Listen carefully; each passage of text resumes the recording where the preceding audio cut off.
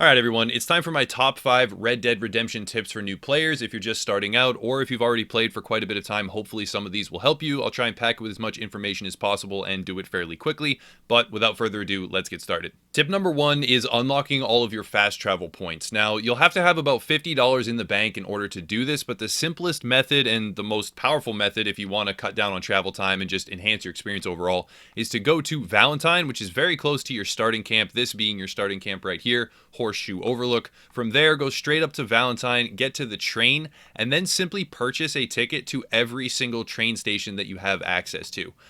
You want to buy one to Strawberry, you want to buy one down to Blackwater, to Rhodes, St. Denis especially. This is a very key one. You want to get a train ticket to St. Denis as early as possible and unlock that for a variety of reasons, but I'll cover that more later on. You also want to go to Annesburg and anywhere else that you can get. If you can get stagecoach locations in those towns as well, make sure to do that. This will open up the map much quicker than the main story allows you to and let you hunt down legendary creatures, animals. I always call them monsters because of fantasy games, whatever. It'll let you track a whole bunch of, more powerful legendary animals and get to different areas and do a lot of quests faster. It really will just help your quality of life overall. So tip number 1 is get to Valentine, get to the train. You need about $50 to do this. Do this as early as possible and unlock every single travel location that you can on the map, especially St. Denis. Tip number 2 is a little bit odd, and it has to do with bounties and serving jail time. Now, over the course of your adventures in Red Dead 2, you will inevitably have a bounty on your head or the law after you at some point. Now, this isn't much of a big deal, honestly, in the lower tiers, but when you get up to the point where it's dead or alive, wanted dead or alive, and they shoot on sight, this can actually inhibit you from doing anything in that entire region. It gets ridiculously hard to survive. There's constantly posses coming after you, and it's really difficult to survive. So you never want to let it get to the point of being dead or alive, and one of the ways that you can circumvent this or prevent this altogether is by dropping your bounty by serving jail time. Now, the best way to do this is to go to your camp, deposit all of your money. You don't want to actually pay your own bounty or have funds confiscated. So get rid of all the money that you have on you. Then go and simply surrender to a lawman. If they're not coming after you, if the bounty isn't that high, or if you don't have that much jail time and it's not a serious crime, you can simply walk up to any town or main location, assault somebody, and then surrender to the officer, because he will then put you in jail and it will completely cleanse your entire wanted level and prevent it from ever getting to that super difficult dead or alive level. The second part of this, and the main reason why I thought it was justifiable to put it in a general tips video, is that you also, when serving jail time, will completely replenish your energy and its core, as well as your life and its core. So you don't have to eat anything. It's relatively short to serve jail time. You can completely replenish both life and energy cores, as well as the fact that your horse will be magnetized back to you. So regardless of where your horse is in the world, he will then be right outside the sheriff's station when you finish serving your jail time. So if for whatever reason you get separated from your horse and you don't want to travel a great distance and you're not near your temporary horse or anything like that, and you have a bounty, it has a bunch of different purposes. Serving a jail sentence is actually a beneficial thing if you do it with like a $2.50 bounty on your head. It can help you a lot, cut down on time, get your horse back, replenish your life, your energy, and drop the bounty before it gets to dead or alive. So serving jail time is not always a bad thing. Tip number 3 is to pick up a lock breaker and a second gun holster as soon as possible. A lock breaker is very straightforward, and this ties back into why we said unlock all the fast travel points, because in St. Denis right here, we can scroll down, we can see the fence. If you go to the fence, you can simply buy a lock breaker. It's relatively cheap, and that will allow you to open up a lot of the chests that you're going to be encountering long before you would actually get the lock breaker organically through the story. So if you pick one of these up, you can open certain boxes silently, and it really will just increase the amount that you're able to loot. You can rob stagecoaches better, and there's a variety of reasons. So picking up a lockbreaker as soon as you unlock St. Denis is a really good thing to do. The next part of this is getting your second gun holster, and there is organically within the story a point where you unlock a second wieldable gun, but you can actually get this within 5 minutes far sooner than you ever would do that main mission. So the simple thing that you need to do is just skin 3 deer. I went into my menu here, and I'll go to progress and show you I went over to challenges, and there's only one Master Hunter challenge that I've completed. And if I'm wrong about this, then please correct me, but I'm 99% sure I'm not. There is one Master Hunter challenge that I've completed. That is skin 3 deer. And then when I came to the Trapper, which is where you can turn in challenges for reinforced gear, when I came to the Trapper, as seen right here, let's open his shop up. We go to buy. We scroll down to reinforced equipment. We go down to Master Hunter, and we have a Master Hunter offhand holster. I had a second gun long before the game actually prompts you and gives you the tools to have a second carryable gun through the main story. And I was wielding this, for hours, many hours before that actually happened. So unlocking both the lockbreaker and the second gun holster as soon as possible is a really cool thing that you can do to enhance your experience without having to put in as much time to actually get to that point. By the way, the Trapper is located as well in St. Denis, right next to the fence, so that just ties back into the whole idea of unlocking fast travel points. You can get to him immediately after skinning 3 deer. Boom, second gun, second holster, all set to go. The next tip has to do with money, and there are a bunch of gold bars out there in the world. There's different treasure maps and different chains and things like that.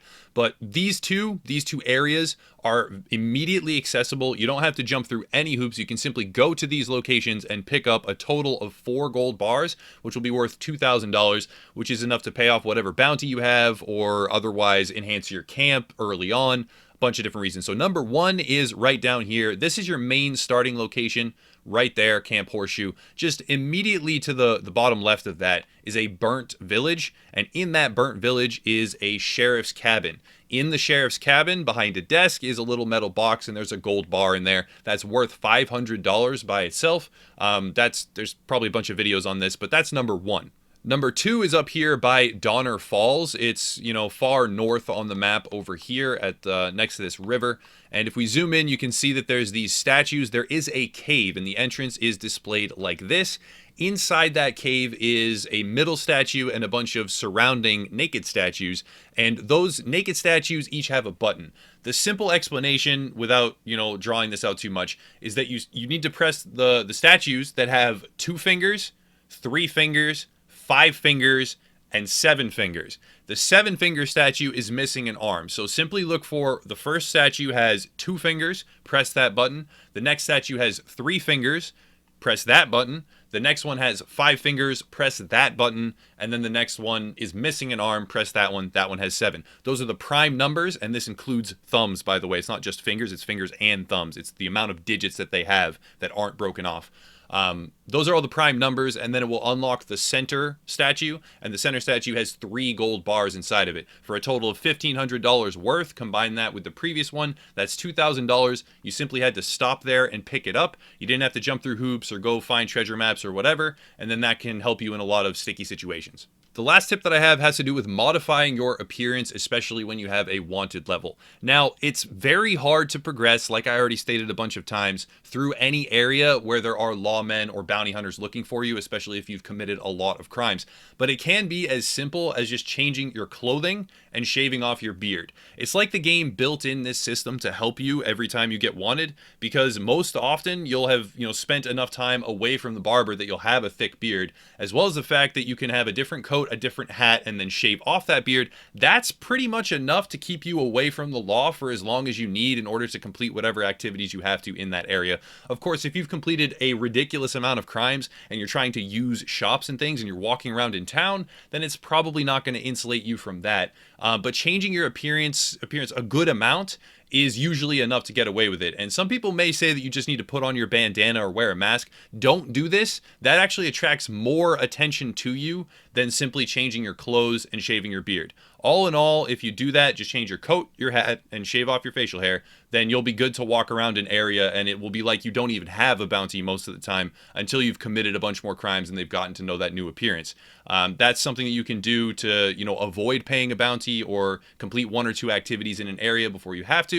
Even with the dead or alive tag, that makes it very hard to go through. If you do this, you can change every single piece of clothing, and you'll have a good shot at not being noticed for a decent amount of time. Bonus tip, if you go into your satchel after a certain point in the main story, there'll be a mission where you hunt and you'll get this map. I won't try and do too many spoilers here. If you go into your satchel, once you've done the mission, you'll know which mission it is once it happens. And you scroll all the way over to your documents and you go to your maps, you'll see a legendary animal map. If you open that up, you'll see a bunch of different legendary animal markers all around. And if you seek these out and if you find them, I have a whole guide on how to hunt, especially legendary animals, by the way. That's also on the channel. If you seek these out and harvest them, you'll get trinkets and you'll get various, tidbits of the animal's carcass or whatever. If you take those and you go over here to the map, and yet again, this ties into the fast travel stuff and St. Denis, and you go all the way down here to St. Denis and you come up to the fence, then you can sell and exchange these for trinkets, and trinkets are basically Red Dead Redemption 2 versions of perks or stat boosts.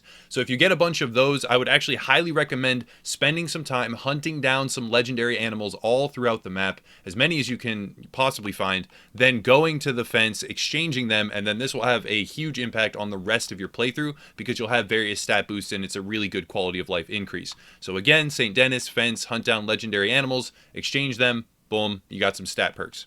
That's pretty much going to wrap it up for this video. There are, of course, a wealth more tips out there. You can, talk about how to replenish your cores and what consumables to use and all sorts of things. But I'm going to stop there. I think that those tips are good, and that's a good top 5 to have. There's a bunch more gold bars, too. You can probably look up a video on that and get thousands and thousands of dollars through treasure maps that people have already posted the guides to. I don't think that I'll be doing that since that's so well covered already, but I figured I would include the easy ones, 4 easy gold bars in this, just in case.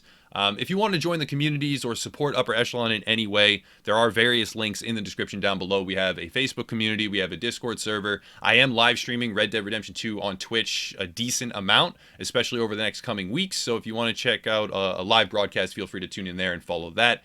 Other than that, though, you can pick up some merch if you want, but I'll stop rambling. There really is no reason to continue. Thank you for watching. I'll continue my Red Dead Redemption 2 coverage in the future. I'll be doing, I think the next guide I'm doing is a camp guide on all the different systems in camp, how best to upgrade them, what they're used for, and just everything that you need to know regarding Horseshoe Overlook or your main camp where your gang is.